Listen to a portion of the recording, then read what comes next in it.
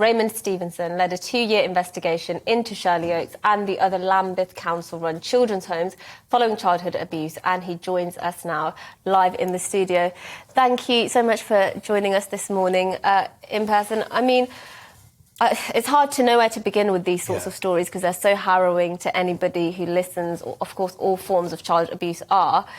What do you make of the outcome in this case? Because money can't replace what happened to them, can't make up for what happened to them, but it does go a long way in saying sorry, I suppose. Look, I guess for us, there's two parts of the dice. We have changed people's lives. 108 million pounds in compensation means that the work that we did and the investigation we undertook was justified. But it's tainted with sadness because we know there were so many who Lambeth deliberately denied from being able to apply to the redress scheme. So once again, it was a cost-saving exercise, which is why it failed in the beginning. They had a previous investigation called Operation Middleton, and it failed then, and that was because they were trying to save money, so they were happy to cover up the abuse.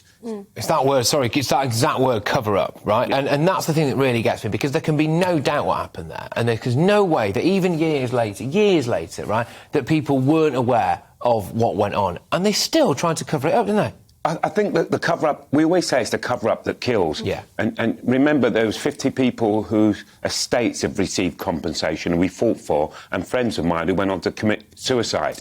So the impact of the abuse is not just felt on the victims, their families and their friends and society, because there were a lot of angry people who left Shirley Oaks. So you can imagine how many people were abused, and we think it's nearer 2,000 people who were abused.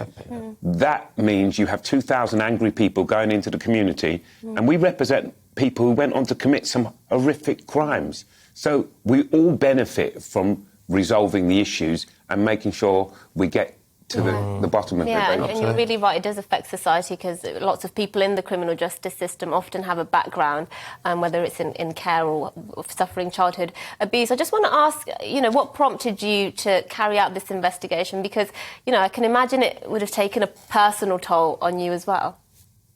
It was very simple.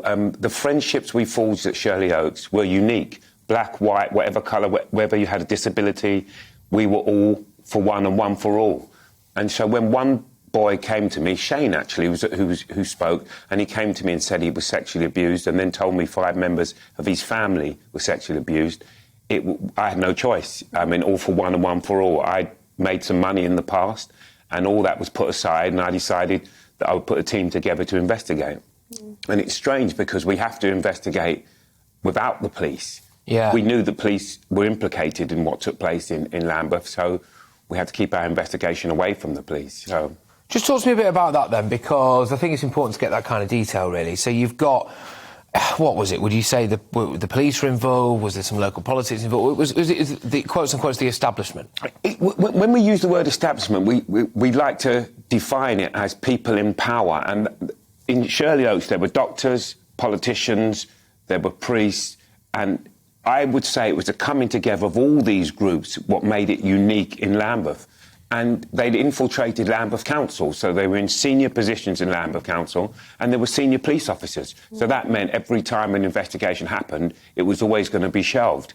So for us, it was investigating the cover-up of the cover-up to be able to get to the truth. And, OK, there's been a bit of money dished out, fair enough, but has there been any accountability for you in all of this? No, there hasn't been any accountability, and that's why we've decided we've shot a documentary. It's called Shirley Hell. It's and we shot it ourselves, like we did the investigation ourselves, and it's people who've seen the documentary. There's 10 episodes. Have said it's the most harrowing thing they've ever seen. But also it's the most empowering thing because this is the coming together of hundreds of children who were abused, and we all decided we were going to stand strong and it was all going to be all for one and one for all. And that's, so when it's tinged with sadness, the empowerment side of it, of us helping so many people to get justice, it still resonates with us. Absolutely. And let me sort of bring you back to the present day, because we do know child abuse still happens pretty much on an industrial scale, and institutions are still implicated in that. What do you make of this current state of child abuse and how it's dealt with in this country today? I think first and foremost, when you talk about historical child abuse, you're insulting the people because we're still alive. So there is no definition. Yeah. But actually, the building blocks of the abuse that took place in Lambeth, and this is what our documentary shows, are still in place now. Because we haven't had a successful proposal for the past, proper investigations which show how it happened, how an organisation, a paedophile ring, can control an institute, then you're never going to get successes in the future. So we're looking out there now and saying that there are children being abused right now who will take them 30 years before they come forward. So how do we juxtapose that? How do we get in that? What we do is have some successes, and that means accountability. If you show these people who covered it up are accountable, this will empower more people to come forward. Look, absolutely, and yeah, sorry to shake your hand, actually. Good luck to you, lovely. mate. All right, take care. You mentioned a documentary. Where can people see that? We're just currently finishing the editing. It's called Shirley Hell. We're speaking to people about broadcasting it, but it will be available for everyone to see. Well, look, come and join us again when that documentary's out there, and thank you so much for the work you Cheers, man. Thank you.